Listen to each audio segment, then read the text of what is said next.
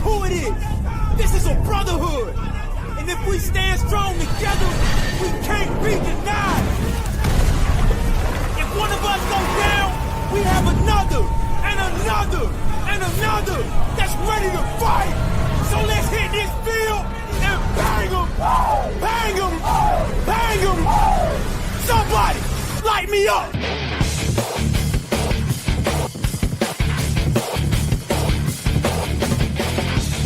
It's time to huddle up. It's the Turf District Podcast.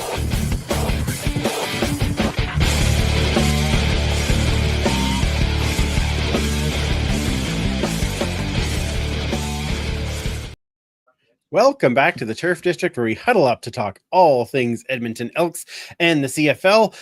Thank you for joining us this evening, whether you've joined us live on YouTube and or Twitch, or possibly you've downloaded the podcast, which we also appreciate, or maybe you're listening to us on Edmonton Sports Talk Radio, and thank you for taking the time there as well. I also want to ask, if you're doing any one of those things, please do us a favor. Throw us a like, throw us a subscribe, throw us a comment, something in there so that it helps to bring the show up for people to find it, because we want to have bigger crews as we all talk about our favorite sport and our favorite team. So tonight, though, it's an exciting night. It means the season is right around the corner. It means that we are very, very close to being all together once again. But first, we'll introduce who's here, starting with one super fan, Mike. How are you, super fan? 48 hours to kick off. It is feeling good. I tell you. Less time till tailgate. I know, right? I'm hungry already.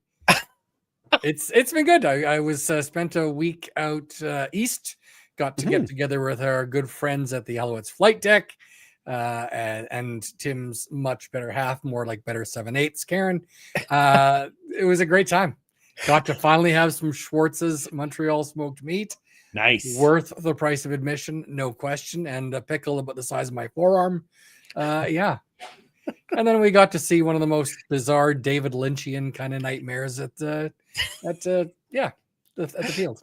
So. Right, because you went to the field, and what was actually going on there? I saw the statue of the white horse, which made me a little nervous. It was weird, and then people, playing some sort of events. There were people giving away Heineken, it looked like, but we didn't quite get brave enough. So okay, well, maybe people that one later on we can talk to our beer aficionado about that one. There you go. See what she thinks. Commissioner, you're back. How are you? Back. Well, just like you're back on the show. We've missed you. I haven't seen you for since Saturday. Yeah, it's been a while. Hey, it's been like 4 or 5 days. Come on. I am missable, so yeah. Absolutely. I missed it. There we go. Okay.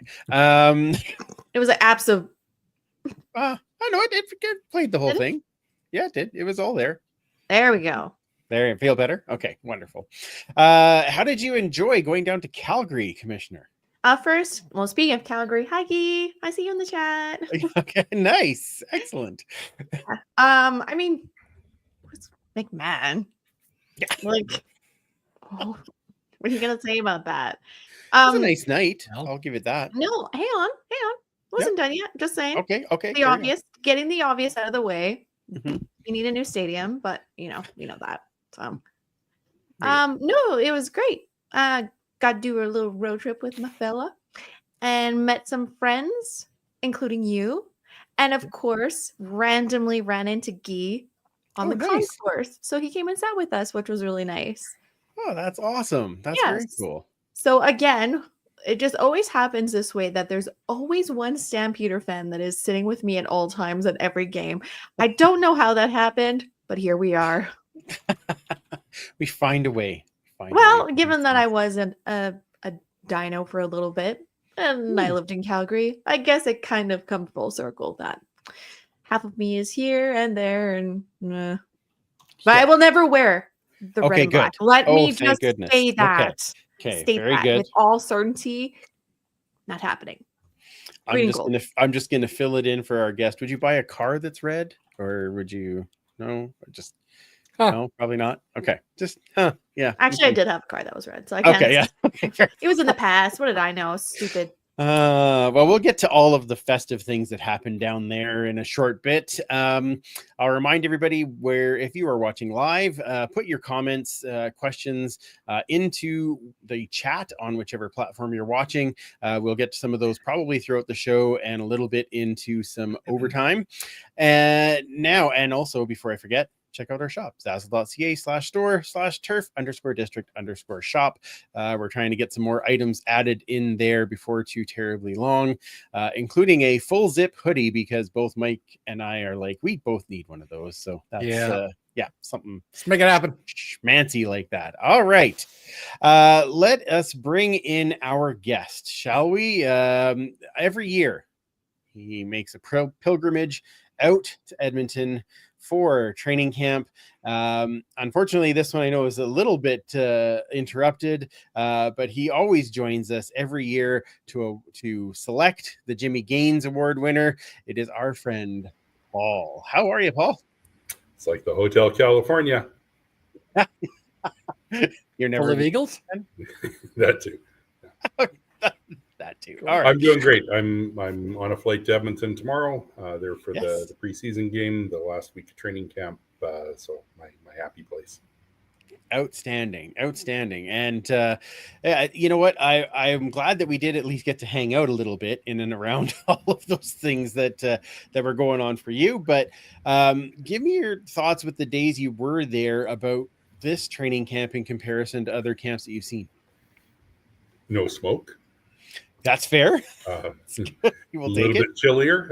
There were a lot of toques and mittens out there. I think the biggest difference that I saw was the approach to practicing and to working the guys from this coaching staff, this administration. So much was always made about the double barrel and getting as many reps in as we could, and just really high competition. This one's been more about maintenance. It's more about install, getting the work in that they need, and then giving them a break. We saw, and I'm sure it was referred to last week, was 75 grown men in a pool having fun and all that sort of thing, and just that approach to it. I think more than anything, what we saw was the results of the CFLP survey that went out there, and just a team taking that feedback and correcting it a lot of ways, and it's shown on the lack of injuries so far. Obviously a couple of key ones, but to date they've stayed remarkably healthy for what a team goes through at this stage of the season. Absolutely. And when Kalo and you and I talked to Ed at Fan Day, that was his big thing, is we want to be healthy going into week one. And we know a lot of what these guys can do. We just have to make sure that they understand what we're trying to teach them. And that's where that's the differentiating point, instead of how many massive plays did you make in practice today. Like, I think that is a different approach. I'll be curious to see how that pans out as we get into live fire games, and I don't think this past weekend counts, but we'll talk about that in just a moment. But I think Ed really focused on that it's not about pushing, it's about making sure that you're healthy and that you understand the concepts. So I am a big fan of that. So sorry, Kayla, I didn't know if you had something that I was going to cut you off. No, sorry. No? I was Okay, taking that's in a good. breath. Okay. Okay, good. All right. So Paul, you're back. You're going to be here for the game tomorrow. Friday night. You're coming back tomorrow. And then you said you're hanging around to actually be able to see practice for that last week? Yeah, I'm sticking around right through the following weekend, as I'm sure, again, this is a topic that's going to come up, but our buddy Dwayne Mandrusiak, along with his counterpart down the road in Calgary, Geo Hopkins, are being honored by the Alberta Sports Hall of Fame next weekend. So Mike and Chantel and Linda and Tree and myself are making the road trip down there, foregoing the Edmonton opener in BC that night to be there and support our friend as he's being honored. Well, he is the Snoop Dogg of equipment people, so it's very for true. shizzle. Oh my, this is going to go downhill quickly. I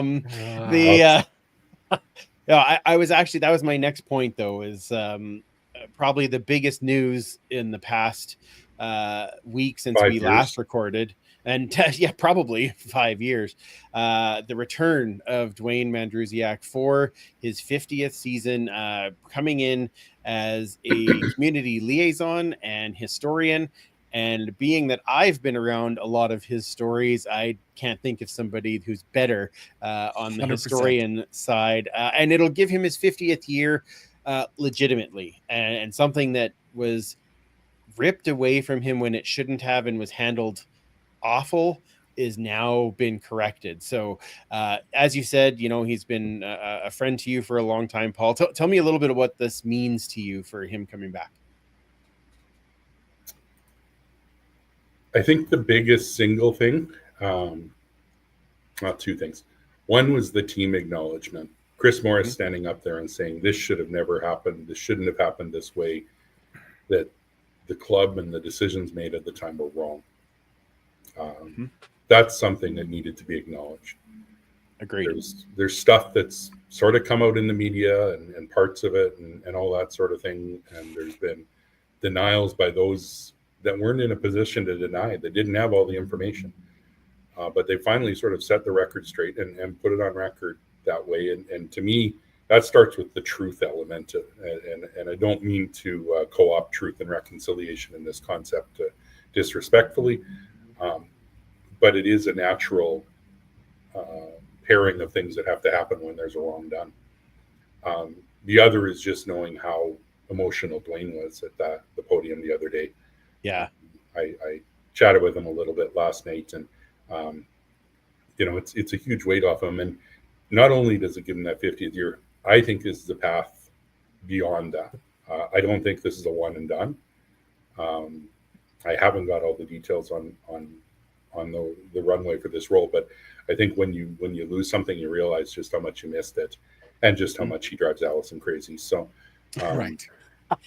I think this has the potential to have a good runway in front of it, and to really help right some other wrongs in terms of the erasure of some of the history that came with the name change. The name change, I support. I don't want to go back on that or anything like that, but I don't think we needed to necessarily erase all the history that was with it. And No. I'm not sure I fully support Chris Morris's full explanation yesterday. He's absolutely entitled to do that. There was a good article on 3 Down Nation today about it, but I think there is a middle ground in there, and I think there's some positives that can come out of it. Yeah, 100%. Mike, let's go to you. You've known Dwayne the next longest out of all of us, so tell me about your feelings on this. Yeah, I mean, we had heard the rumblings leading up to this announcement, and I think it was hit out of the park. I can't imagine being happier at an announcement for this team than I was when that came out. We all love Dwayne. Dwayne is the kind of human being that will give you whatever you need, even if it's taking away from himself. He loves this team and has loved this team and lived this team for longer than many of the fans in the stands have been alive.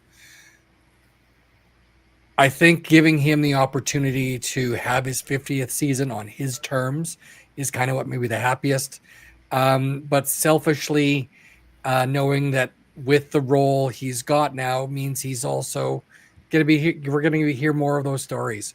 We're going to see him a lot more wearing green and gold, out there talking to fans, showing them around the facilities, and just telling them all those great stories and getting a new generation of fans to get to fall in love with him like we all did. Absolutely thrilled. I wish this never would have happened, but it did. And now we can start that healing even more and look forward to some really exciting stuff coming out of that department. Agreed. What about you, Kamish? How do you feel about this, the way that this is presented and Dwayne coming back? Well, I mean, I don't know him personally like you guys do. I maybe have met him once very, very briefly in passing. But just given the stories that I've heard, your guys's sayings on him, how you feel about him, what he means to the team, the community, and to you personally, I don't see how they could have fit this into a better time and place right now when you, like you guys said, trying to right the ship. It seems like it wouldn't have been righted without this. So I think it's great. I mean, if you want to get back to the old EE way, Eskimo way, Edmonton way, however you want to say it these days, this is a huge step in the right direction. Because you're not only having on board people who believe in the old school, but someone who is actually there for the long term, the long haul, who has seen it all and has been a pinnacle point of this community. So yeah, I think it's great. It's I don't want to say too much because I always get myself into trouble by having like such a large expectations, but it's a really good step. I'm very happy for Dwayne and for his whole family too. I know that it was really painful.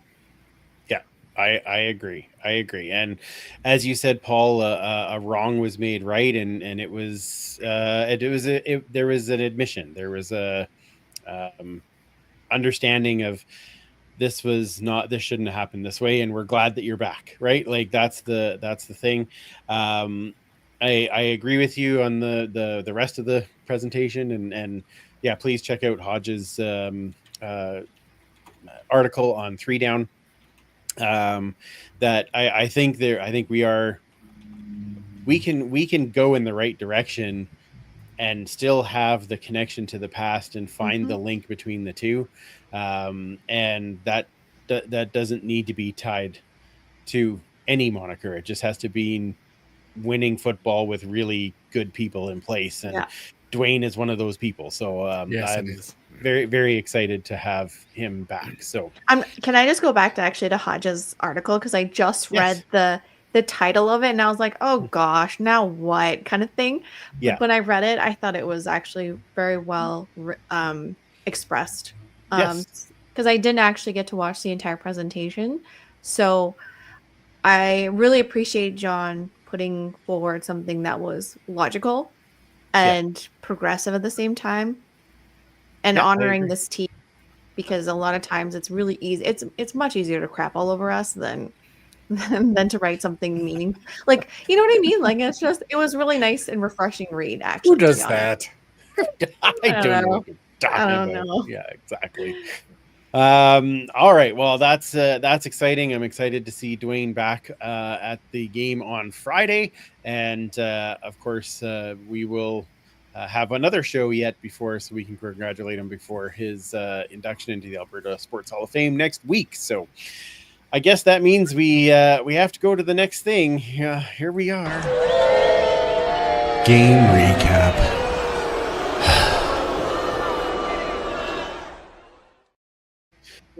Fine. There is a winning one too. I didn't assume they were all going to be bad. I had to have one for both, so we're good. All right, pretty much an expected result. The Elks, bring backups to face Calgary's 1s and 2s, and a few 3s. Lose in the process 31-4. There's still some goods and some bads in this. Oh, absolutely. So, Paul, as our guest, tell me what you saw was good on the field.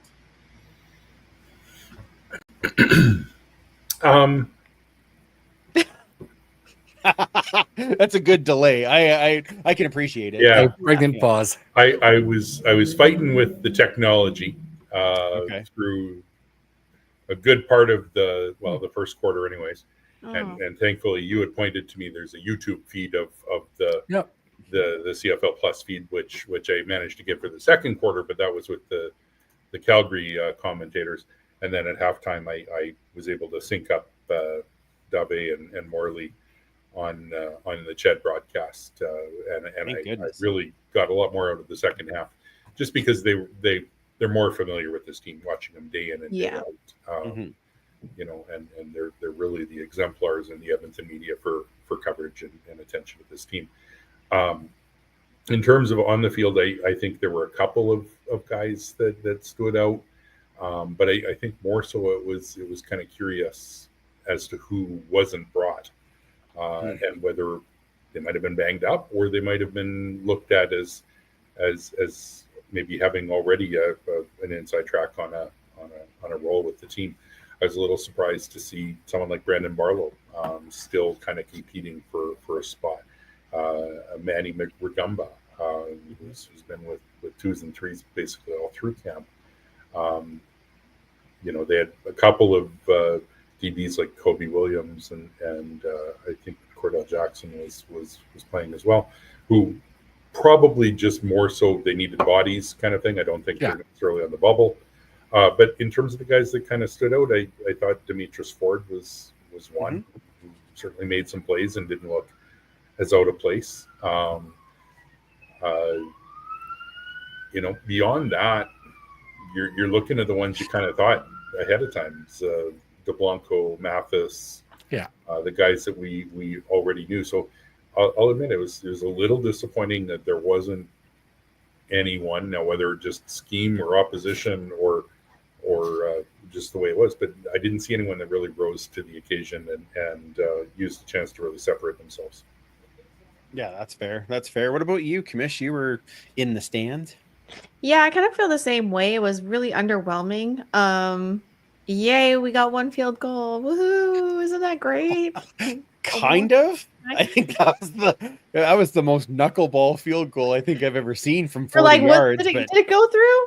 It did. Oh, yeah, it did. Okay. Jeez, got Straight some points through, on there. Jeez. Yeah. But I would agree. Like, I was watching the highlights because like the full cast or the full game was on YouTube, and I'm like, I can't do 140 minutes or 100 or an hour and 40 minutes of this. Like, that's just ridiculous. So I just found some highlights and watched those, and 34 kept coming up, and that was one Demetrius Ford. He had a good tackle on VA, which is a naughty, but a very good one. So, it's like, all right, I'll take it. Yeah. But otherwise, I kind of feel the same way as Paul. Like, it was just no one really stood out. But again, first preseason game. Mm-hmm. And Calgary was playing their starters far longer than I anticipated that they would, which is quite weird. But it's a little disappointing because we did have Fajardo playing for the first full quarter. Was it the first? A quarter and a half, yeah. It was a quarter and a half, and it just seemed like there was really no one to throw to. So that's a little unnerving. But I don't want to be concerned, so I'm just not going to be. The thing is that I don't think there's anything to be concerned about because these are all guys that are like we had almost the entire starting lineup at home. I mean, I think I counted 4 guys that we've kind of projected into the starting lineup Right. that we're in Mhm. Calgary. So I wasn't worried about it. It was hands down an evaluation game more than anything. So It just still sucks to lose in Calgary when you're there by amongst that those much. fans. Yeah. And like, okay, one other thing. Okay. Boo the fan who booed Killam. Come on, grow up. Oh, yeah. That was How rude. awful. All right, Mike, have at her. Yeah, I mean, for the best part on the field, and Kayla almost just alluded to this just now, is the tribute to Mark Killam. I thought that was very classy of the team to thank someone who was a member of their organization for 19 years. That's wild. And, I didn't really expect it of the godless ones. So that was kind of nice. Every once in a while, the ugly sisters to the south, they surprise. Right, he set my expectations so low you barely hop over them. Yeah. And once in a while they raise a bit, so that's nice. Like everyone's been saying, we weren't expecting a whole lot. I was impressed by Zach Mathis. 4 targets, 4 catches, which is fantastic, and looks like he may have earned himself some time on that top line. So that's what we need, more Canadians, right? So we don't have enough. Yeah, 3 Canadian receivers, no less. it's nuts. That'd be crazy. I'm all for it. It is what it is, right? It's an evaluation of your guys you're not really sure about. So sometimes you're going to put them in positions that aren't necessarily with the score in mind. It's just to see how they react in a certain situation, running certain schemes, seeing how well they adapt to that sort of thing. And the score doesn't matter. So that's why you can see there's a lot of people dressed as empty seats at McMahon, and will be probably on Friday here in Commonwealth. Yeah, quite likely. Sorry, play Alberta Field at Commonwealth Stadium. Correct. Yeah, Paul, I feel like they're just coming for you. They see driving by. No, that was fire. Yeah. Oh, that fire. Oh, okay. Oh, okay. Well, Because he's on fire. Yeah. Andrew, Mike and Kayla just heating things up. So that's yeah, for different reasons though. Definitely not me. I'm gonna, just speaking on the situational thing, I believe I heard might have been Dave Campbell say that they didn't have a single short yardage situation during the game. Right. I can't fully attest to that, but if so, that's really quite odd that you're not in a second and short or second and 2, second and 3, third and 3, something like that, where you're really going short yardage package. I don't know that we had any clue as to how this team is handling short yardage once they get to the regular season. Keeping it a secret. Yeah. Yep. Upper body injury. That's all. That's what happens. I am going to give. I do. You already said Joel DeBlanco, but that interception was beautiful. I do want to give him some props on that, and also Noah Taylor. He wasn't on the field a lot, but he spent a lot of that first quarter in the backfield. So I do like that kid. So I wanted to make sure that I mentioned he was a good thing. The not so goods, I do want to try. I want to start with that one because Christopher Jackson, with his smacking the Calgary Stampeders helmet, and it was at the end of the first half. And as soon as it happened, that was when I tweeted out, "Can we cut guys at halftime?" And I was pretty sure, I'm like, yeah, you're going to be talking to Ed tomorrow, and sure enough, he was. Yep. So maybe not the greatest thing there. How about you, Kamish? Anything that you're like? I mean, you've kind of said, "Meh," it's all kind of meh. But I did not know that though, so that's interesting. I did not see that play out. That was the 15-yard. Misconduct. What do you call that? Yeah. Okay. Objectionable conduct. Yeah. Objectionable conduct. Thank you. That's the one. Yep. Okay, I was wondering. I heard it, but I was like, well, who cares? Yeah, it was like right in front of us, and I'm like, "You're done." Goodbye. Thanks for coming. Yeah, exactly. Fare thee well. Him and Benjamin Victor were like, they are yappy yaps. Like they were just going after everybody. So when your name's Benjamin, I you grow up to be like, I'm not taking nothing. Pretty good at yappy yaps at that point. Yeah. Were you binge watching? I was binge watching. Yes. Was it effective yappy yap or just yappy yap? Because there's two sides, I right? mean, I don't know. I couldn't hear what he was saying, but they were definitely getting after one another. You want to It was get kinda- into their heads, but you don't want to be a dick. Like, yeah. Well, or do you? Yeah. I don't well, know. like no, there's a difference of just being like, no, that guy's a big old douche canoe, or like he's very effective at what he does. Okay, gotta give him props. Okay. Yeah, that's fair. That's fair. What about you, Paul? I'm still laughing on the inside of douche canoe, but yeah, not like you say, not a whole lot to worry about. It's disappointing. No one really rose, or not many really rose, but um, again, this isn't the roster that's largely going to be here. Right. There's some guys that maybe missed an opportunity to stick around. There's some other things that coaches are going to see on film where they know the assignment and they know what the guy was supposed to do, and you are playing against professionals still too, so you can be in the right place and still look wrong. Yeah. I guess one of the other ones I'll just mention was Cole Snyder for 4 days with the team. I think just playing Sandlot in a lot of ways, but was reasonably effective, going fairly instinctual. Again, against really Calgary's third strings at that point too, probably. But I don't know that there's any real negatives to harp on, other than the lack of discipline on the one hand, and there were a lot of penalties. But again, these are going to be addressed. Hopefully, there's lots of teachable tape, and that the guys not there are also learning from some of the mistakes as well. How many sacks did we give up?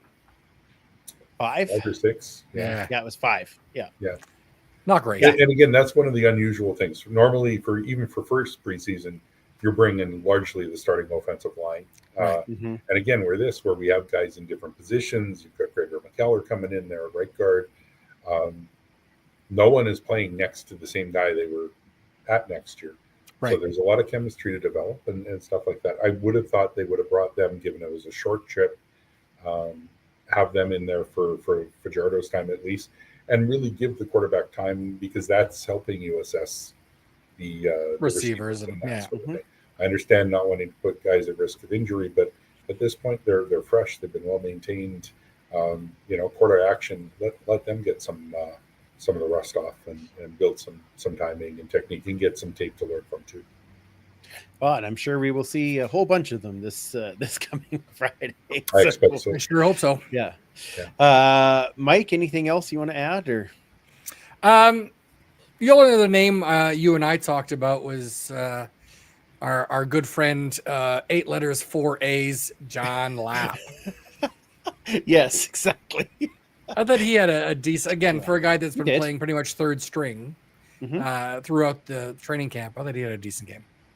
Yeah, 4 for 6 for 47 yards, not so bad. So, and Paul, you were talking about Cole Snyder, who went 5 for 9 for 76 yards. He threw for more yards in that 3/4 of a quarter that he got, in comparison to McElwain, who was in there for longer, right? So, so I thought that was absolutely very much situational. But I thought he did, like you said, pretty well for 4 days of practice. So almost finish off that drive. So that was exciting.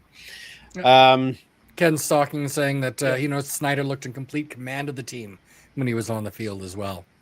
Oh, interesting. Okay, I didn't catch that part. To be fair, at that point, I was like, right. Can we get through the end of the game, Nathan? Okay, we can. Okay, great. I wasn't really watching when he was in the huddle. Yeah. But yeah, it was it for 4 days. Not bad. Not too bad. Yeah. All right. So a few signings, few roster moves that we can go over here. Let's go with signings first. Defensive lineman Charlie Lewis, I think is how you say it. Lewis, maybe. Yeah. Maybe. Yeah. National defensive lineman Reese Martin. Offensive lineman Greg Island, and he is 6'9", 321 pounds. That is a big dude. So, that is a good size. That. Exactly. Lord. Linebacker Brock Morganson and kicker Braden Narvison. So that's a speaking. He's of used kickers, to wearing green and gold. That's fair. Yeah. Speaking of kickers, I talked to Dean Faithful today, and I wish it was him. Anyway, that's just me. We miss you, Dean. Okay. Some releases as well. National defensive lineman Sam Achimpong. And when you see another national D line coming in, and you kind of assume one's going to go out. And as we have said, the Canadian depth on this team is not an issue. So No. I think Wild. there's a lot of like whoever defensive back Steve Stevens the fourth. No. Oh, so See ya, Alfred. yeah, exactly. Defensive back Christopher Jackson, no kidding. Okay, and kicker Campbell Fair, which did surprise me a little bit, only just as a backup for on the punting side of things. Doesn't mean that he won't be back, and especially with the connection to Killam. But with the new kicker coming in, you have another one that needs to step out. So that's American kicker, no less. Yeah. Mm-hmm. I was a little surprised by the Achimpong release. Just one of those glue guys in the locker room, very well liked. Yep. Teammate. You're right. We don't need it on the ratio necessarily, but with Noah going down, and we don't really know how long he's out. We know it's at least 6 now. It just felt like that depth was there, that character, good glue guy, but obviously they saw something different. Yeah, very true. Very true. All right, Superfan, are you all set for some Horde Intel? We could do that. Lovely. It's time for Horde Intel. There it is. Oh, there it is. Look at that beauty right there. Oh, this weird. is the one I wanted. There we go. There we are. Oh, hey, maybe I'll take the turf district off the media Off middle my of face? the face just for That's fun. fine. Yeah, well, whatever. Well, Now it's Oliver Paul. now it's Oliver Paul. Yeah, it's perfect. Yeah. And he's muted, so it's even better. Wonderful. Okay. What do you got for us today? So I was just going through a few things.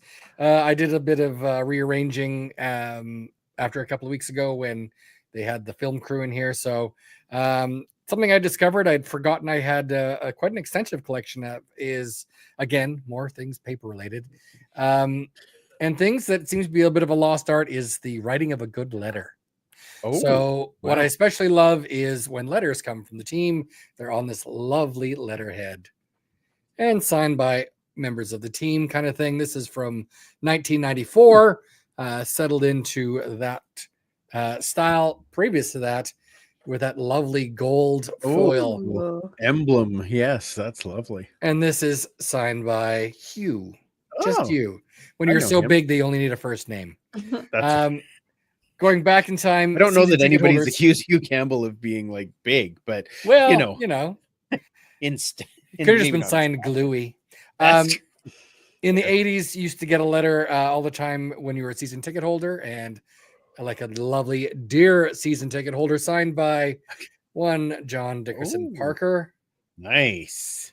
What do we got? Going back to 1985, signed by another legend, to me anyway. There's that gold foil. Okay, yeah, Mrs. exactly. Shona Wards, Oh, Shona Wards, who was at the ticket office for a long time.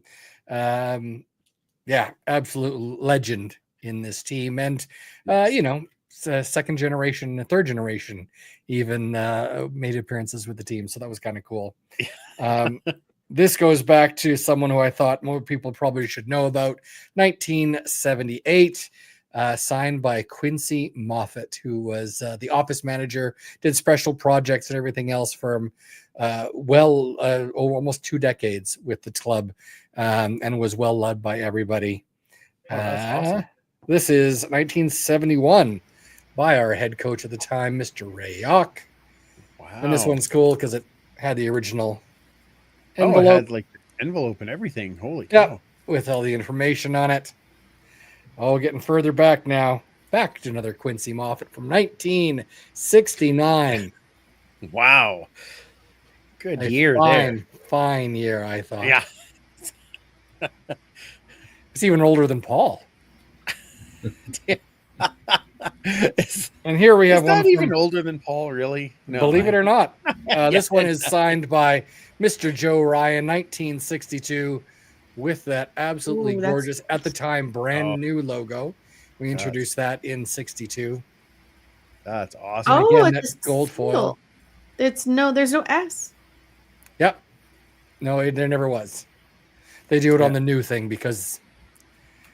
And then this is the oldest one I have, 1959, signed by Eagle Keys. Wow, look at that one, eh? Holy cow. Yeah, Dear Daryl. Dear Daryl. That's all you get, just the first name. And you can just hear the single finger typing going on that typewriter. Oh, yeah. It's all done out. Yeah. Well, Yeah. the keys get all stuck and everything else. So I've got Exactly. quite a few more, but that's sort of a list of highlights from the 50s. Oh, did Little you cover different your? Oh, there you go. I was like, your mic went away and then came back. Oh, Okay, weird. there we go. Yeah. Okay. But yeah, like I said, you don't get a whole lot of letters anymore. It's all emails. I mean, you could print it out, but it's not really the same. So yeah. just a little bygone days of when you actually used to look forward to getting the mail and it wasn't just a bill. Yes. You're getting a letter from the team. Yep. Yeah. Signed by the legends. As Those it are really should. cool. Yeah. That's very, very cool. You're going to have a guest on later here. You're going to have to prompt her to tell you about her letter from the team. Oh, outstanding. Oh, we will do that. We will do that. Now, we've come to the time of Speaking year. of. Exactly. No, actually, first, it is that time of year. It is time to announce this year's Jimmy Gaines Award. There we go. 2025. Some of our past winners have been Leon O'Neill Jr., Shannon Brooks, DeQuellen Thomas, or DQ, I believe we were calling him, if I recall. Taekwon Glass. So we have a real strong history of picking somebody who does not stay on the team very long. Money Hunter. I mean, Money Hunter did pretty well, and then Odell went off in his as a free agent and only just retired. So that was not. And I don't think Leon O'Neill Jr. was a bad pick. It was just one of those things that anger issue or something. So, Leanne asking, why is there a Jimmy Gaines Award again? All right, well, Paul, please explain who Jimmy Gaines is, and then we will explain the reason for the award. the first winner. Correct. I just want to clarify the DQ Thomas that we picked was not the guy who actually succeeds as DQ Thomas with Hamilton. Oh, that's fair. Totally different. Right.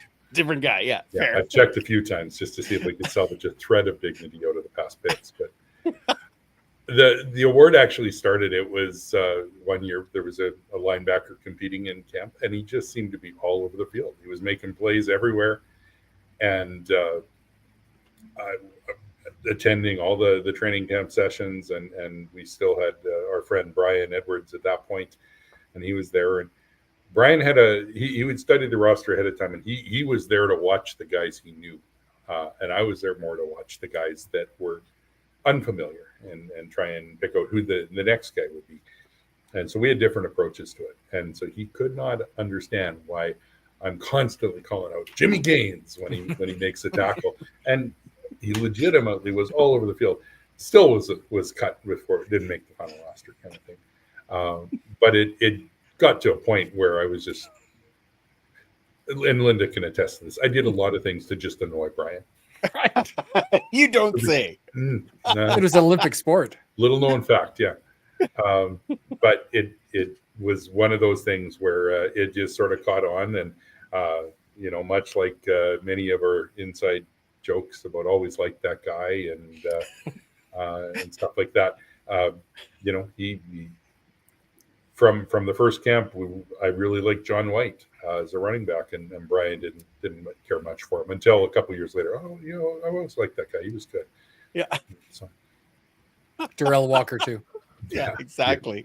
Yeah, that's another one. And then I believe it was that was one of the first camps that I was at and was there for most of the camp and met you. And then it was, so the next year we decided, well, we have to have an award for the guy who like stands out at camp. Mhm. And what better name than Jimmy Gaines, even though he's like, never been, I'm sure he looks himself up and is like, what the hell is this? Anyway, Must be a different Jimmy Gaines. what are these idiots doing? Anyway, that's it's fine. We've had some fun with it. So all right. Watch So for next year's Jimmy Gaines Memorial Golf Tournament. Yeah. Oh, that'll be great. A memorial for someone who's still memorial. alive. Wow, you really Unless you know something we don't. Yeah, exactly. Yeah, that's a new thing. All right. So we had some interesting picks this year. So the nominees, and we were very clear when we first started this that it was who is the new guy that stood out at camp. And New to the CFL, yeah. yes, new to the CFL and his first CFL camp. And so we had a couple this year that kind of on the edge, and we didn't decide to include one player who had not had a CFL camp yet, did play a little bit with us last year, but had not actually had a CFL camp as of yet. So the nominees this year, we are defensive lineman, as Paul calls him, Filet, Tomari Fox. Paul, please explain why you call him Filet. Last year we had a big son of a gun in camp. John Olivier St. Pierre, I believe was the name, or something like that. Something close to that, yeah. And constantly had his jersey up and belly hanging out. And the coaches had nicknamed him Steakhouse. I think he was listed at 360 or something like that. He was a big man and actually made the team and got hurt, came back, brought him back, and all this sort of thing. He could play, but he wasn't in CFL shape or football shape. Let's put it that way. Yeah. So ultimately didn't. And this guy just sort of reminded me. He always had the jersey up and stuff like that, but he was a little bit more svelte version of it. So a small steak is a filet. Beautiful. I love it. We have defensive back, also probably known as the triplet, Demetrius Ford. What? Of the quadruplets. Yeah. Oh, quadruplet, right? Yeah, sorry, Paul Ford. I don't know what I was thinking. My only shot to make the team. That's good to correct me on that. Wide receiver, JJ Lapp, or as Mike and I like to call him, Jan Lapp. Yeah, and because lots of A's, which is wonderful. Wide receiver Benjamin Victor, only because Linda's sitting backstage and cringing every time I say that name, and it's wonderful. He was there. And wide receiver Kyrus Jackson I put on the list, and here's the exception: wide receiver Zach Mathis. We put him on because he didn't actually go to camp last year. This is his first official CFL camp. So, Paul, without further ado, please tell us who the winner of this year's Jimmy Gaines Award is. That tall drink of water, Zach Mathis. There we go. Yeah.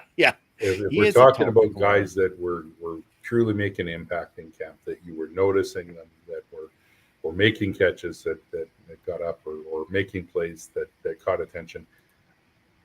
He and DeBlanco were probably the two that were up there, and obviously a few other veterans coming in too, but Zach was in for his first camp. He's really shown a lot of growth from what we saw last year. His first 6 games, he didn't have a stat with Edmonton. So it was really late in the season. He got 4 games with actual catches and stuff like that, and they started to just scratch the surface of his potential. But the fact that he potentially could be a third national starter rather than just a rotational piece, what a red zone target if we can get that. Yeah, great. Absolutely. That is precisely where I want to see him, is going up over DBs in a red zone package. Oh, now there's a 90-10 ball. Exactly. So all All right, so our winner this year, Zach Mathis. Just kind of funny because I already have a jersey for him, but still, that's. I think he'll stick around. I think for this time Fingers we have a crossed. Jimmy Gaines winner that is going to stick around. That's the important part. That's what we're excited about. We will catch up with Zach and get him his thumbs up award. Might need to And, change the trophy from a thumbs up Yeah, to a exactly. I should Yeah. probably look and see if they have those. Be like, please just stay with the team. Yeah. Yeah. Oh my. Outstanding. Anyway, we will give him his thumbs up award when we can run into him before too terribly long. There we are. Yeah, I have them Look sitting right up over way. there. So I will make sure that we catch up with him. So congrats, Zach. All right. Last week we previewed or premiered is the right word, a brand new segment which went to absolutely wonderful reviews. Everyone Yes. was very, very excited. So it is time once again for First Down this beer. First Down this beer.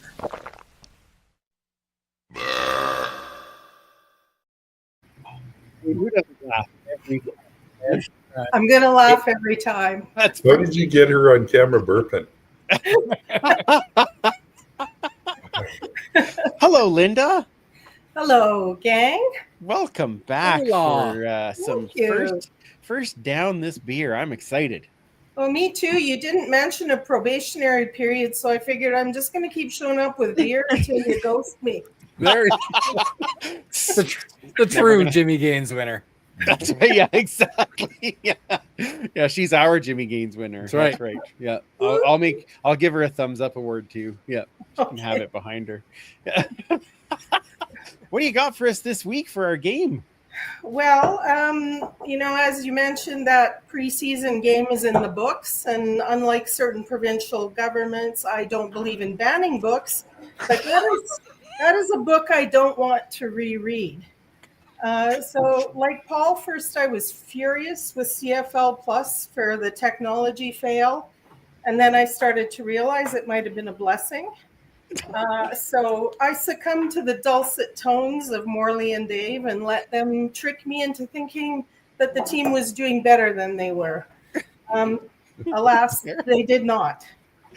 They did not do well. Performances of DeBlanco and the triplet notwithstanding, sorry, Paul. That whole thing, like the penalties, drove me nuts. Last week I talked about what I loved at camp was the camaraderie, the collegiality, the everything. Well, for another co-word, I guess I was enjoying the kumbaya. I can see that it didn't work. Now I think we need a couple of kick your ass type things and like, let's just do better. Okay. Like kumbaya. Why not? So bottom line is at the end of that game, I was full of vileness and pissosity. Nice. Wow. And what I pair with vileness and pissosity is zero people skills. So this is a non-alcoholic beer from Toolshed Brewing in Calgary. They took their popular people skills cream ale, stripped out the booze, left it with a nice golden clear beverage, nice mouthfeel, and crushable on a patio, or because it's 0.5 alcohol, really anywhere else you want to have it. So, and I will say, thank you, Bud Light, for your sponsorship, but this one will kick Bud Zero's arse. Linda, may I just interject and say twinning? Nice job, Kamish. That's awesome. That's hilarious. It's pretty good, isn't it? It's great. There are Triplets for two the non-alcoholic beers that I would actually drink Mm-hmm. on not birthday related, but on another day I definitely would drink. What's Well, so there you have it, people. is the one that is got alcohol? Is it called People Skills? It is. It is? And so when they stripped out the alcohol, they had no choice but to call it Zero People Skills. That's amazing, actually. That's outstanding. I got to find the people skills one too. Yeah. But it totally fit my mood. Fair. Well, I should point out too, the tool shed in Calgary is right behind there is where the Stamps took the Elks last week. Yeah, that's very true. Not wrong. wrong. Yeah. Okay, so moving on, because I can't just do one. So let's talk about the tailgate menu. Mike, Yes. I've replayed your description of Friday's menu over and over again, and I got to say, I'm blushing a little bit anyway. So what pairs with ham and cheese sliders? Your description of ham and various cheeses on a sweet Hawaiian roll, grilled and doused in garlic butter. It sent me on a quest or two. So I have two pairing suggestions for the tailgate menu this week. Excellent. So if there is anything Belgians know besides chocolate and diamonds, it's beer paired with ham and cheese. So your tailgate version of a croque monsieur is going to go perfectly with a Chimay Red, which is their premier double. Ooh. This is an unpasteurized copper-colored beer, nice fluffy head, gives off a little bit light apricot aroma and taste. That comes from the yeast, and that is also what gives it a little bit of haze. This beer works with your sliders, because its sweet maltiness is going to balance out the richness of the melted cheese and butter and all the yummy bits. Now, this is Chimay Red is a Trappist beer, meaning it was made by monks in a monastery according to particular standards. This one was first brewed in 1862 in Belgium. Now we're still on the same recipe. The other thing to know is that Belgians love their beer. And Kayla, you mentioned this last time. They love branded specific glassware for each beer. So Yeah. Mm-hmm. So this beautiful red bottle and this beautiful chalice is exactly why I'm not bringing it to the tailgate. Wow. It does not, it's still pretty good in a red Solo cup, but not as good as this.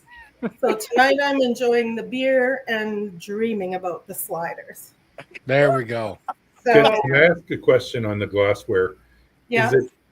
Is it how it sort of brings the aroma to your nose? Is it how it controls the carbonation, the head? What is it that makes the glassware right for the beer? It's all of that, but often a Belgian glass will go in the middle and then come out again. Chimay likes this because it features the head. And a chalice is a pretty popular Belgian glass. It's very regal. It just kind of elevates it to what it's meant to be. So you get the full optics of it, as well as the full aromas. And I gotta say, it's great. Does it also play in that your hand isn't on the beer itself to warm it up? Well, it does, although you want to warm this one up a bit before I open this, a little bit before the podcast, because the darkness and the fruit needs a bit of time to get together. So if you're a bit of a procrastinator, 15 seconds in the microwave.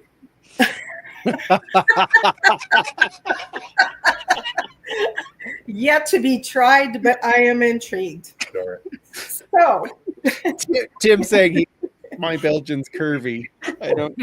instead of bringing bottles and branded glassware into Commonwealth, I'm going to make another recommendation for a pairing with the tailgate menu.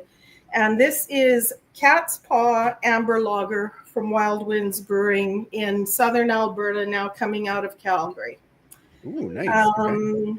It's Oh, a beautiful amber lager, amber red lager. So not only is this toasty honey malt going to rock with the sweet Hawaiian roll, but the citrus and tropical fruit and white wine notes from the hops are going to cut through that cheesy, gooey goodness. And it's got a nice medium carbonation and a dry finish. I think it's going to be a perfect pairing. Ooh, Need to look fancy. these up so we can find them in the next couple of days. More importantly, on this pairing, though, with cat's paws, is my message to the BC Lions: keep your cat's paws off our football. Perfect. Go Elks! And there she be. Oh, it's Bravo. outstanding once Amen. again. I absolutely I love this segment even more each time it gets done. I will have to look for cat's paws for Friday. That will be that'll be wonderful. Is it quite hoppy or is it not too No. bad? It's just No, but it's, it gives you that it's an amber lager, so Right. you're not going to get hit with hops. You're going to get a little more malt.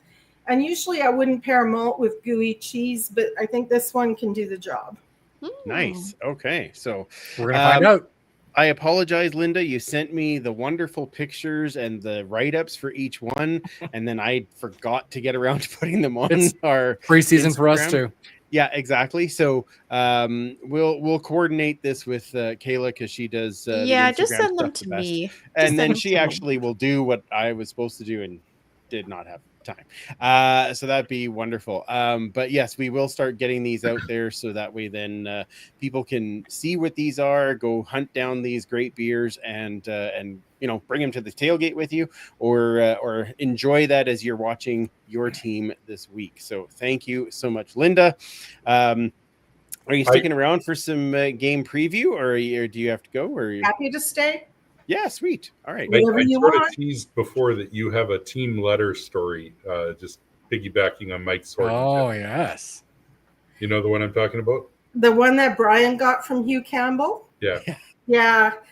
It's here somewhere, but it was basically so kindly telling him thank you for his input on all the things he's doing wrong, and that he will take them under advisement, and that he appreciates passionate fans like that. And thank you for his continued loyalty to the team. It's just classic. I think it was specific to Brian's complaint about one of the trades that he made. We'll have to wait and see how this one pans out, sort of. Yeah, Huey was so good, but if you know Brian, it would have been very specific and pointed. No nuance. Oh my God. There's no gray area, which is great. That's very clear. Yeah. All right. Well, it's time to set up for this week's game. Ladies and gentlemen, it is time for the game preview.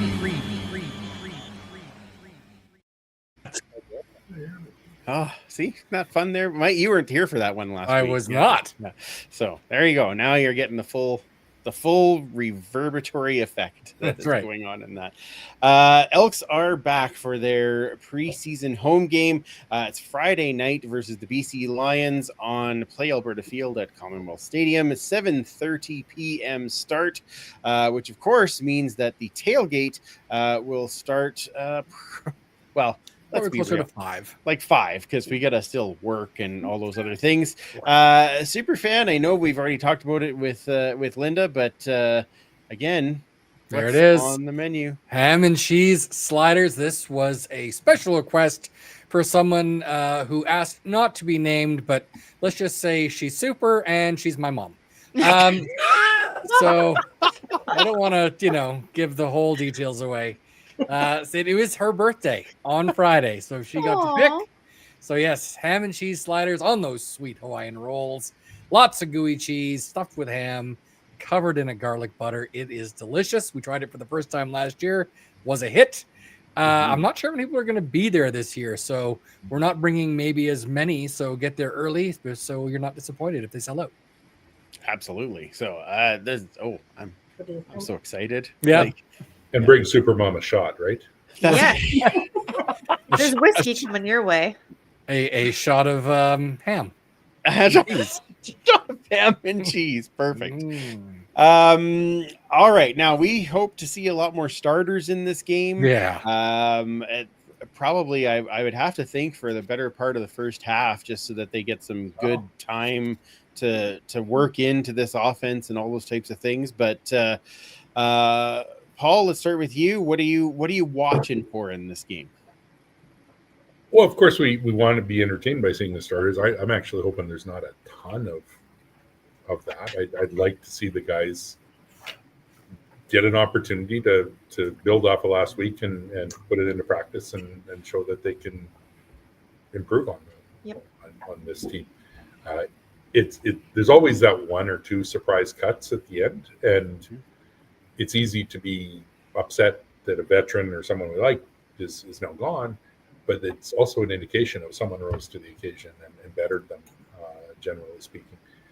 So I'm looking for who's going to step out of those. But with that said, too, I really want to see how this offense comes together. In particular, we talked about the offensive line being familiar with each other, but each guy playing next to someone different than last year. It's so hard to assess the running game and stuff like that in training camp against your own guys. So seeing that against opposition, seeing the chemistry, seeing Trey make the reads.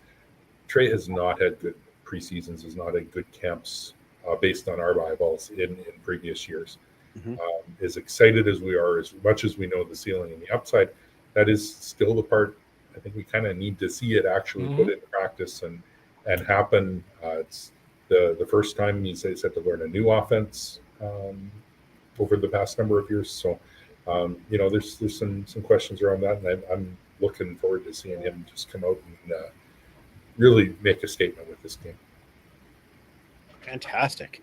Kamish, let's go to you. What are you watching for? Yeah, I'm excited to see our starters too. I think, like Paul just said about competition and rising to the occasion, I want to see Trey rise to that occasion. So honestly, what I want to see Cody start with the starters. I want him to really put pressure on Trey, because we all know what Trey is capable of. But as Paul alluded to, what we talked about before, he doesn't always come out strong in camp, that being Trey Ford. And I want to know if we have stability behind Trey Ford with Cody, with our starting receiving corps, because he did not have a good showing with the receivers in Calgary. Mind you, a lot of rust. I understand that. Yeah. But I want to see some pressure and some force put on Trey, because we know Cody is a good quarterback.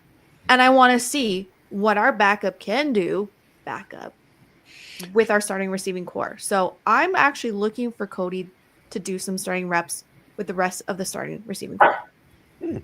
All right, then. Excellent. Linda, what about you? Well, I agree with Kamish, and at the risk of repeating what I said last week is, at camp it was very peaceful and collegial, no red shoe infractions, no short infractions. So it's like they saved all their penalties and chippiness for Calgary. So I'm going to be on penalty watch. I'm going to be watching for the slightest screw up, the worst behavior, the lesser human parts of these guys. That's what my eyes on. That's obviously blocked out my shorts. Not everyone can pull the Jeds off. Please find Paul at the tailgate and then run away. Yeah, exactly. Super fan. A couple of things. One, I think you're probably going to be talking about, so I'll go with the other. One thing we've really enjoyed this training camp is how fun and exciting the defense looks like it's going to be, especially that front seven. That defensive line looks like it has the potential to be incredibly scary, combined with Niles and Nick at linebacker and whoever we've got at Sam. Could be a lot of fun for us to watch. It's been a while since we've had a defense like that, and I personally can't wait to see it. So that's kind of where I'm going to be focusing on, is from the defensive line out. Beautiful. I was right on board with you. That was the one that I was also going with. But it's okay. I can change a bit. in that I want to see. I'm going to be watching the kicking battle, of course. There it is. That's the one you figured I was going to say. Yeah, Special teams for sure. Yeah, and special teams in general. But I think because this will be more of the 1s, 2s, and 3s, and not the 2s, 3s, and 4s, that I'm excited to see what will happen with those special teams as they, we saw Ottawa, Deadman break off a 70-yard run for a touchdown last weekend. Do we look like we could even get there? I'm not saying they have to get one, but does it look like they're doing the right things to start opening lanes for guys? And are they getting down better on cover teams? Because last weekend that was a bit of a point that wasn't as great as I mean, still wasn't horrible, but they could be a bit better. So I'll definitely be watching that side of the ball for sure. And as you said, Mike, I am stoked about that defense. So that's going to be very exciting. So if you are coming down, as Mike said, 5:00 tailgate, the game is Friday at 7:30 p.m.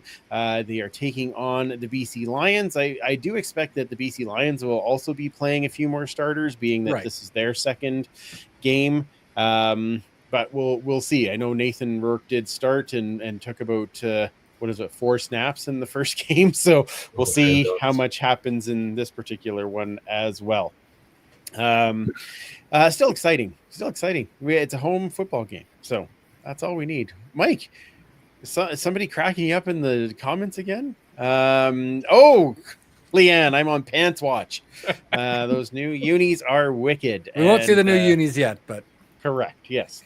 But the new unis, but they will be wearing pants next week. I hope so. Yeah. Tops versus bottoms. Other people may not hope so, but I hope so. It's just one of those things. I do think that we're not doing, shirts and skins. We're not doing tops and bottoms. We're not doing any of those things for this particular thing. Not even in a pool. That's right. Grab your. It wasn't me who said tops and bottoms. It was Paul that said. I need to go on record.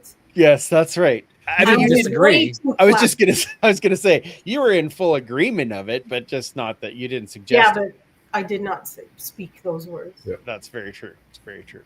Proxy. Proxy.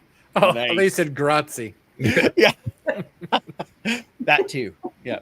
You didn't know Paul was also Italian, right? Paul DeFordino. Yeah. Oh my good Lord. This is getting off the rails. Okay.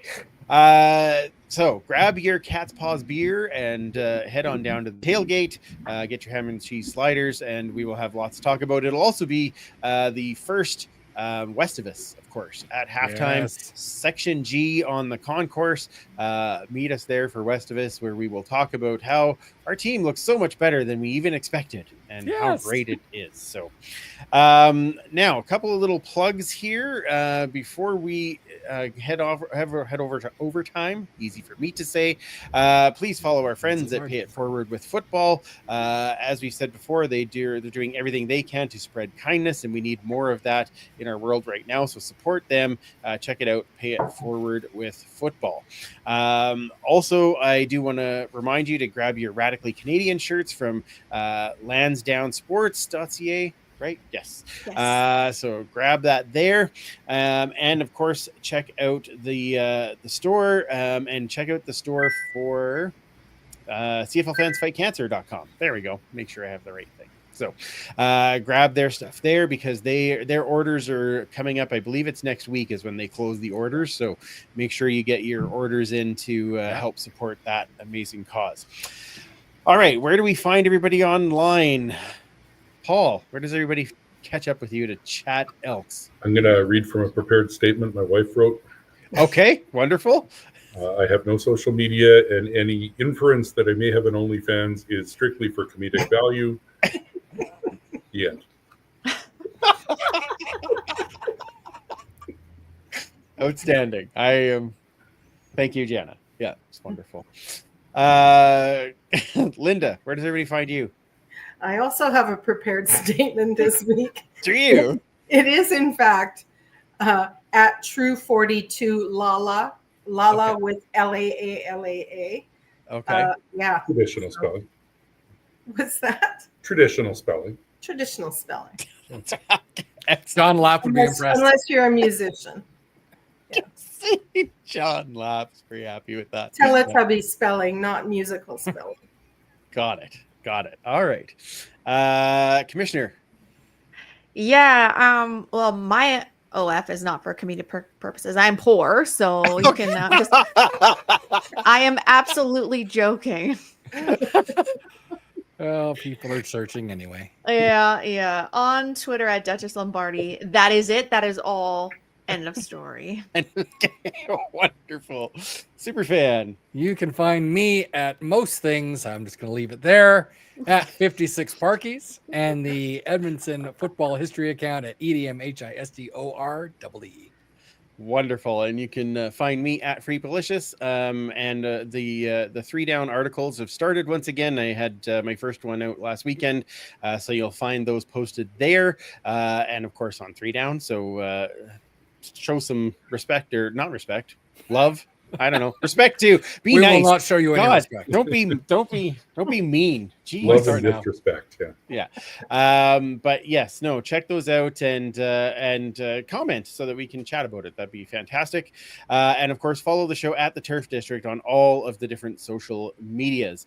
If you are live, stick around for overtime. We'll take a few fan questions and have a little bit of a chat there.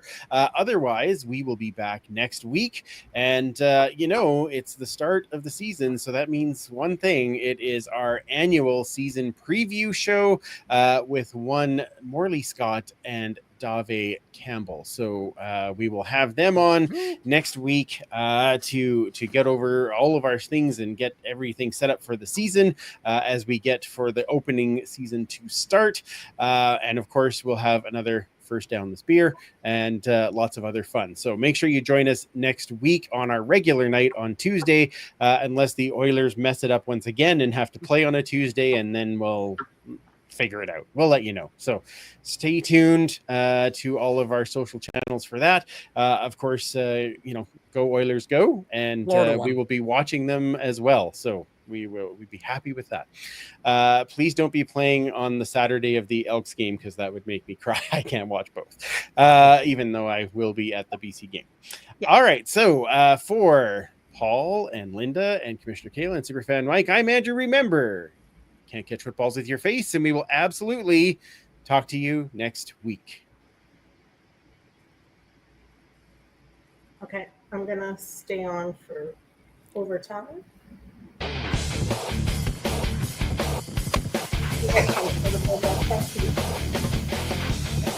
Then stay on. It won't. It's okay. You're good. Don't go anywhere. It's overtime.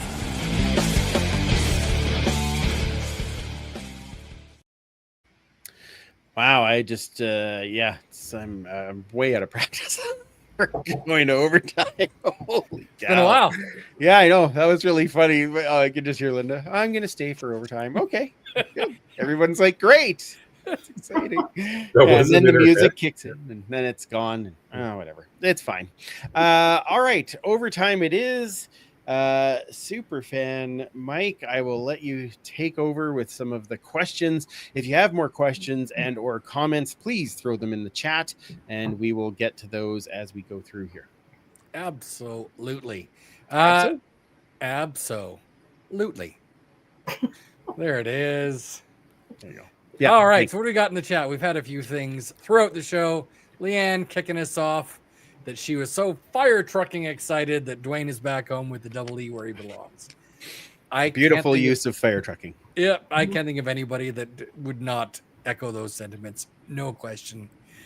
We talked about it quite a bit. We could talk about it for the rest of overtime and every episode after this. So Yes. cannot wait to get to see Dwayne again where I think he belongs and always has. So Agreed. And Linda, we didn't get to ask you your opinion. You obviously know Dwayne as well, but your thoughts on the way this is now being handled and Dwayne coming back to the team.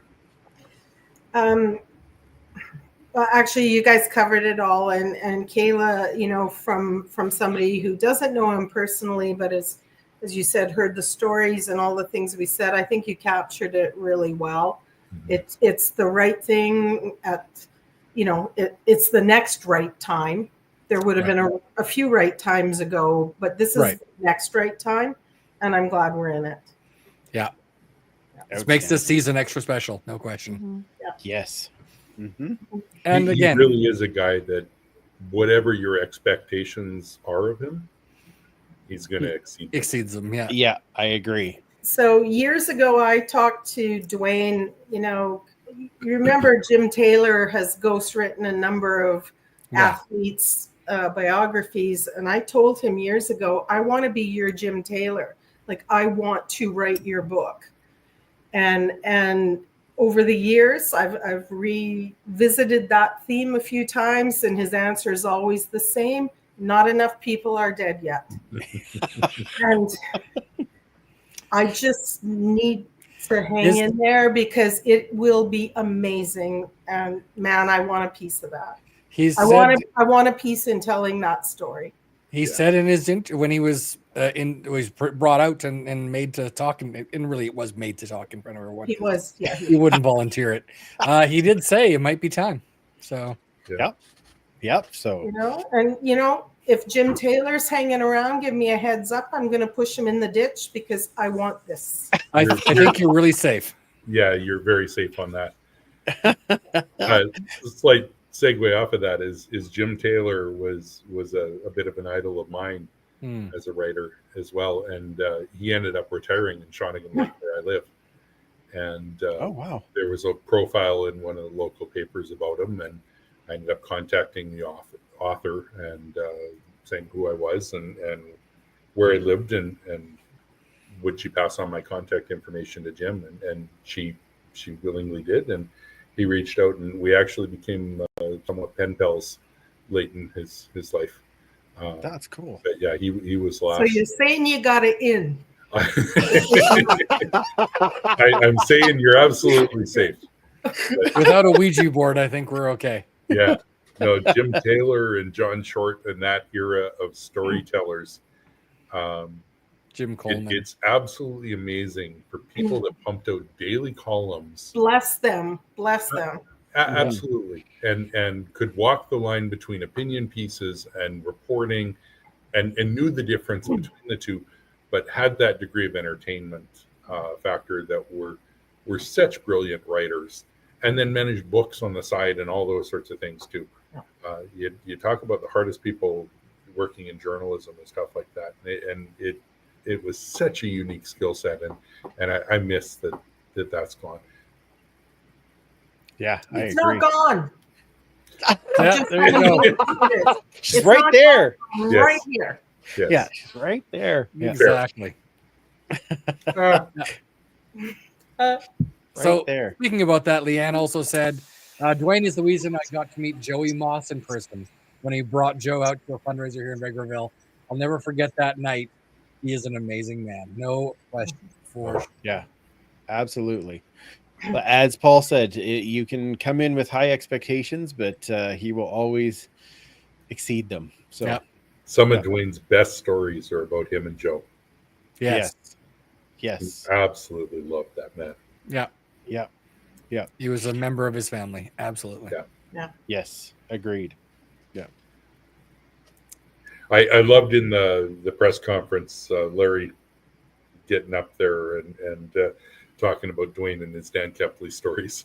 Yeah. Stuff like that. Swooning. You of us have been very privy to some of those in the background too, and there's hundreds of them as well. But that was just sort of a glimpse of, whether you're commoners like us or whether you're the owner of the club. Dwayne's stories are just something else. Just haven't been there and seen it all. Yeah, absolutely. Leanne is delving into the world of fantasy. Can't wait for you guys to get Dwayne on the pod. Yeah. Maybe to promote the book that's written by Linda. We're there. That's what I think. He's got to go that tour. This is right. Then he has to. Yeah. I don't know. He's a community liaison now. I feel like it's Right? part of his job. I think he So, won't be given a choice. He'll have to be on. I think that's Let's go with yeah. that. Yeah, Mike, He's if you got could just kids let that'll him help him know out. that at Yeah. the Hall of Fame thing, if you could just let him know that that's really what he needs to do, that'd be great. Yeah. Perfect. Okay. It'll have to be a 3-hour podcast with the length of most of his stories, though. That's true. I'm fine. That's true. 3 hour, 5 hour, whatever. That's right. Yeah. Yeah. Be the most watch event in podcast history. We've had, we've had people on, that, we can, JMO could vouch for us. I mean, Yeah, and Jed. JMO's podcast interviews are not short either, but they're Yeah. Kenny wonderful. Stafford Yeah. went on and on. Yeah. Yeah. Mm-hmm. That's Take true. it. Kenny Staff. Again, it's the storytellers, right? So, Yeah. Yes. We'll take it. all All right. What else we got there, Mike? So Tim Capper. Mike, have the Elks ever scored less in a preseason game? I know the Owls were in the same boat. Well, I can think of one off the top of my head that was not that long ago. In 2019, we lost to Winnipeg. Was it 20-3? Oh, yeah. 2019, yeah, 20-3 in Winnipeg. So, yeah, it's certainly happened in recent memory. So, unfortunately, results don't really tell the tale in preseason how the regular season's going to go. So, Oh, I well, don't don't leave tell lost on. Calgary Stampeders fans that. I mean, they were 2-0, right? Right. They're 18-0 in a Grey Cup now, according to Ballantyne. Yeah. Let them hold on to the sanctity of their delusion. Okay, fair enough. They can have it. Just this one time. Yes. Our friend Jerry, also from Vancouver Island, talking about what he's looking for. I want to see enough out of the kicking game, punting and place kicking, to not make me nervous, because I am. Yeah. That's a fair point after this. I mean, the punting by Cody Grace on Saturday was great. It's what I expected, you know. Good punter, And kickoffs. lots of hang time. It was lovely. It was very good. The kickoffs, there was some straight shooters instead of some nice arcing ones. And of course, we had only one field goal, and that field goal, I've never seen a ball off a kick like sail like that, but just straight. Like I was waiting for it to veer off, and no spin at all. Like just like it was quite the kick. They don't ask how; they just ask how many. That's fair, yeah. But it is a little nerve wracking when you're not really sure about how that's going to work. So I agree with you, Jerry. So how many wasn't a good answer either. Well, I mean, he was 1 for 1. Yeah, which means that He got the over. That's right. Oh, we didn't do a prop bet. Damn it. Oh well, that's fine. Well, we have an actual game next week, so we can do that. If it helps any, Leanne was her prep bat. Number of penalties that weren't corrected from last game. Oh, jeez. How many repeat penalties are we going to have? God, I don't even want to try and set a line on that. Actually, but I appreciate where Leanne's going with that. Yeah. I do too. Yeah, make sure they are corrected. But how many times were they a defensive line offside, lining up offside? Oh God, that one is such a hard one. Linda just thinks we're talking about that lining up offside. Oh my! Especially on the goal line. Come on. Like it's a great big white line. Just don't Don't anything over top of it. Like that's all you have to do. It can't be any easier. Like Some people have performance issues. Then get it out now. That's what I hear. It feels like a football on a stick exercise. Right? It really does. There's a tool for every problem. Yeah. Definitely does. Yeah, it could all be solved by football on a stick. And a problem for every tool. A lot of things can. Yeah. A lot of problems can be solved with a stick in general. Huzzah. And that's how we lost Andrew. Yeah. Wait, He tried to pitch football on a stick with his face. Like, do I have any sticks in here? I'm a little worried now. Yeah. I think I'm good. Yeah. You're safe. Yeah. Tim was commenting earlier when we were discussing red vehicles, red clothing. The only red Caleb will wear is an Al's alt red jersey. Oh, Those are fire, man. They're nice. They're pretty slick. There's a Not gonna lie. fire. And you know what? If I'm in Montreal and they're playing a team, I don't know, say like the Blue Bombers, I will absolutely put on one of those. As long as there's no green and gold in sight, yes. I will do that for you, Timmy. I will.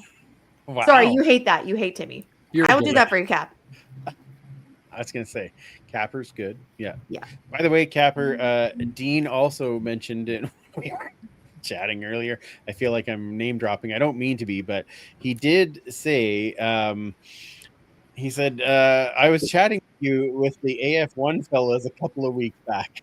Tim, of course you were. I said, Tim keeps telling us about your play in Arena and sending us the links to watch. So, Yep, it's true. but I think next week's the last week for him too. So yeah, exactly. Already? yeah, So yeah, he could have just been here. just saying. Why is Dean not here? Oh, told him I wanted that faithful jersey, and I didn't. God save the Gene. Correct. I don't know that position's fully stabilized yet, so That's maybe. fair. Yeah, Well, They're exactly. saying there's a chance. I'm saying that, I'll take a little ownership for why he might not want to be in town. Like, I have a very hot niece, and I had a picture taken, me, Dean, and my hot niece, and showed it to my brother and said, "We got this taken at the Spirit of Edmonton breakfast." And he said, my brother said, "Who's that?" And my niece said, "Your next son-in-law." I said, "No, your next brother-in-law." So I think Dean might be a little freaked out now. He might have taken a powder on this one. Oh dear. Oh, Cliffy. Cliffy, you shut your mouth. How dare you? Shut sir. your mouth, Cliffy. How dare you? Well, he can. Oh, God, King. That's Boris Beatty's music. No, it better not. If it is, It it could be better for be the other playing side. to the right of the stadium because that's Yeah. where he's going, right out of the stadium. Frere shotgun. Yeah. He could be playing for the other team. That's fine. Yeah. Okay, that's fair. Yeah. Okay. Yep. He can join Calgary. Go. Just to make it more fun. And speaking of, Leanne says thoughts on the new 6 foot, 250-pound linebacker. Kicker. Yeah, he's almost a football player. Almost. Like, wow, it's a big dude. I remember a kicker we had ages ago that was a linebacker as well. Is that Prefontaine? David Cutler. Oh, really? He was a He was a linebacker at SFU. Oh, wow. Wow. That's why I always told Kepley that when he's about to SFU kick, I too. got your back.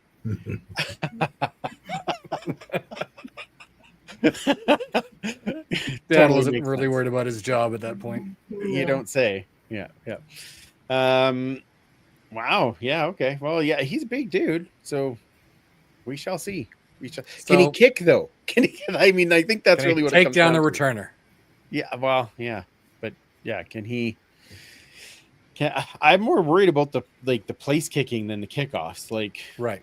whatever kickoffs we can adjust for and get our guys downfield and stop guys. That's fine, but we have to be able to get threes when we need threes, or point afters. Like, well, either would be good.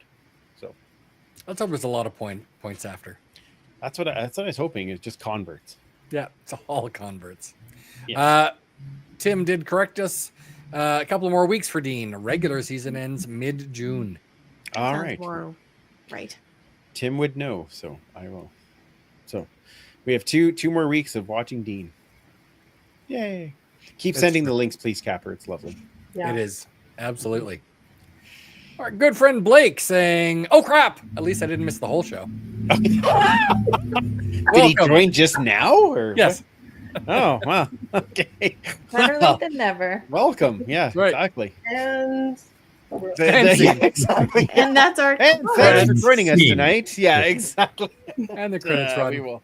Yeah, we'll talk to you next week. Good Is there thing still it's time named for me something. to pitch the alternate Zazzle store? Yes. Would you like to? I'll give you the main screen. Just hang on one second here. Can you take that down, please, Mike? And we'll give Paul. Okay, I've where Those are the Those are the leggings. leggings. We also have available either the full-size blanket or the tiled blanket, Oh, where you can sleep with 100 Andrews at once. that is going to sell out quick. Get it early. Yes. Yeah. The cutting board has not gone as well so far in test focus groups. But we are working on a whole line, including a full zip hoodie. A full zip hoodie with that. Okay, perfect. Thank God. Yeah, no, dear God, no. I'm going to have nightmares. Yeah, that's what Nicole said when she saw it too. Yeah, Yeah, it's like- Kayla, I'm still working on Nicole's permission for those leggings to go Yeah. with your old red. If you blouse. don't get it, that's completely okay. No, I insist. yeah, I'm Oh Lord. Turf District after hours. Tim, It is When- after dark. One Over thing do time. I want spiral. Andrew between my crotch? I don't. Oh, you Wow. have to go there. You know what? I don't think that I'm going to pitch it to Nicole that way, just so you know, Paul. It'll probably help with the permission sides. Yeah, no, fortunately I have her number, so it's good. Yeah, that's fair. Yeah. I'd actually played around with Zazzle a lot long before the podcast had been there, and I'd had shirts made up there before for. Well, I think I saw Linda wearing one last week even. Yeah. But the one I never got to actually wear, I'd had made for training camp, and then pandemic happened, and it was an old school picture of Dwayne with "What would Wheezy do" on the sleeve. And the caption was, "My equipment manager can beat up your equipment manager." Nice. He's been boxing with Kendall DeCusta. Yeah. And I also had a custom-made ping pong paddle made for him with a picture of his Grey Cup ring on it, because he would love to sneak up on guys.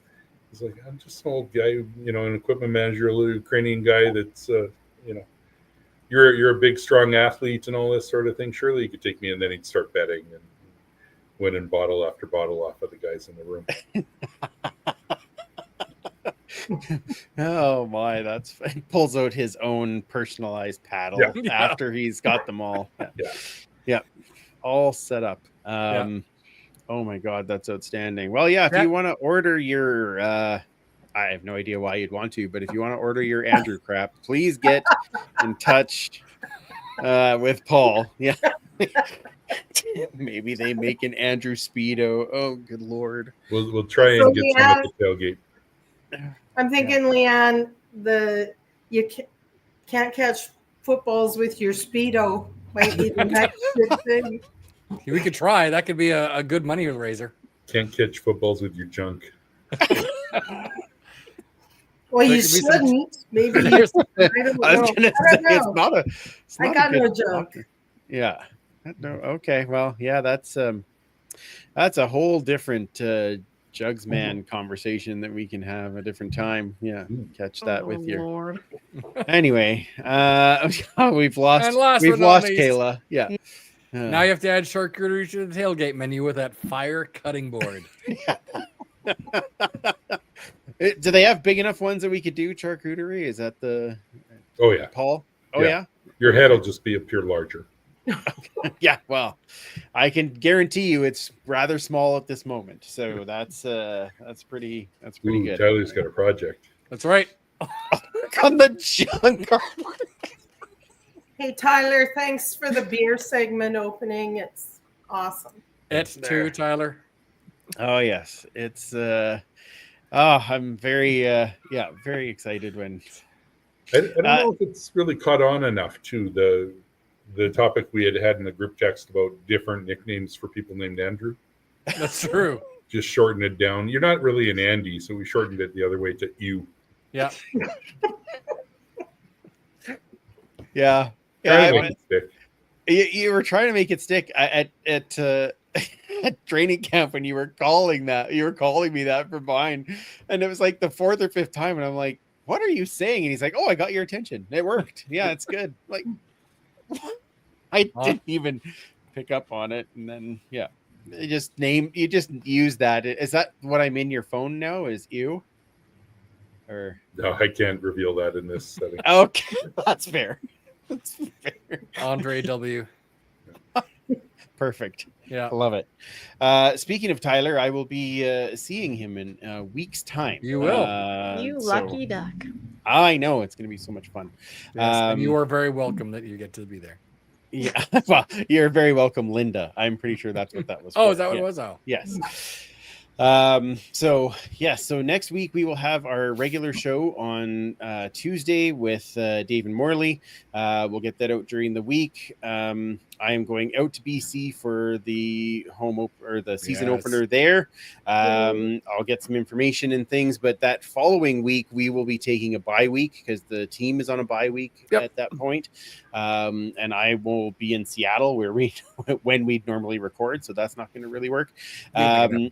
And then, but the following week, we will return to talk about that big Edmonton win to start the season, how Snoop Dogg was great, and then how we are going to win our home opener. So that'll be the schedule over the next few weeks. So once again, thank you for joining us this evening. Welcome back, Dwayne. We're very excited that you're back as part of the team. Can't be happier about it. So very, very excited you're here. We're going to get you on the podcast now because you're community liaison, and that's right. This is how it's going to work. And please join us on Friday night, 5:00 or so. The tailgate will be open. We want you guys to come by and have a few, maybe some cat's paws, or bring whatever other type of tasty drink you would like. We will have our ham and cheese sliders, and we will talk some football before we get in for our big preseason game. So thank you once again, everybody, for being here. Thank you for joining us. For Linda, Paul, Commissioner Kayla, and Superfan Mike, I'm Andrew. Remember, can't catch footballs with your face, and we will absolutely talk to you next week.